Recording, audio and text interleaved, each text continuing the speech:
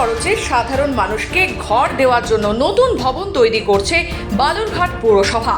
পুরসভার সেই প্রায় শেষের দিকে বালুরঘাট পুরসভা চত্বরেই তৈরি হচ্ছে অত্যাধুনিক পরিষেবাযুক্ত নতুন ভবন। তিনতলা ওই ভবন তৈরির জন্য আপাতত 44 লক্ষ টাকা বরাদ্দ করেছে পুরসভা।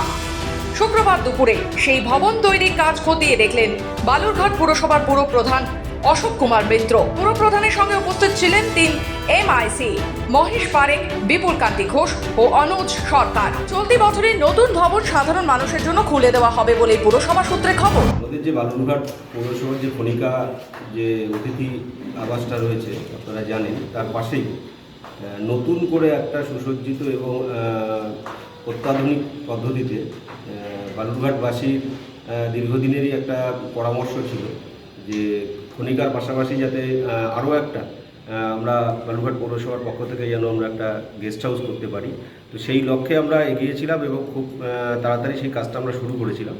আজকে যে নতুন একটা গেস্ট হাউস যে একটা আমাদের ভবন, সেই ভবনের কাজটা প্রায় আমাদের সিভিল ওয়ার্ক শেষের দিকে, সেই কাজটাই আজকে পরিদর্শন করলাম। আগামী দিনে খুব তাড়াতাড়ি আমরা বালুরঘাট পৌরসভার পক্ষ থেকে নতুন একটি ভবন আমরা বালুরঘাটবাসীকে উপহার হিসেবে দেবো। কত টাকা বরাদ্দ হয়েছে ভবনের জন্য? এখানে আমাদের যে এস্টিমেটটা ধরা হয়েছিল প্রায় অ্যাপ্রক্স আমাদের 44 লক্ষ টাকা।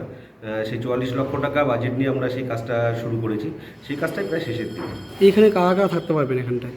এখানে বালুরঘাটবাসী এবং বাইরে থেকে যারা বালুরঘাটে আসেন তারাও বুকিং করে থাকতে পারবেন, এবং পাশাপাশি বালুরঘাটবাসী যারা কোনো ছোটোখাটো তাদের বাড়ির অনুষ্ঠান থেকে শুরু করে বিবাহ অন্নপ্রাশন থেকে শুরু করে তারা যদি মনে করেন যে যেমন আমাদের খনিকা বুকিং তারা করেন, আমাদের যেমন অনন্যা, সুবর্ণা এই যে ভবনগুলো রয়েছে, ঠিক সেরকমই একটু আধুনিক এবং আরও ভালো আমাদের বিভিন্ন ধরনের যে আপনার কাজ করা যে একটা সুসজ্জিত ভবন, সেই সুসজ্জিত ভবনটা আমরা খুব তাড়াতাড়ি বালুরঘাটবাসীকে উপহার হিসেবে দেবো।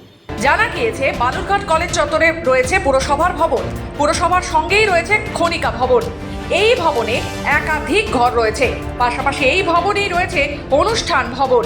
খুব কম খরচে অনুষ্ঠান ভবন ও ঘর ভাড়া দেওয়া হয়। বর্তমানে পুরসভার ঘরের চাহিদা বাড়ছে।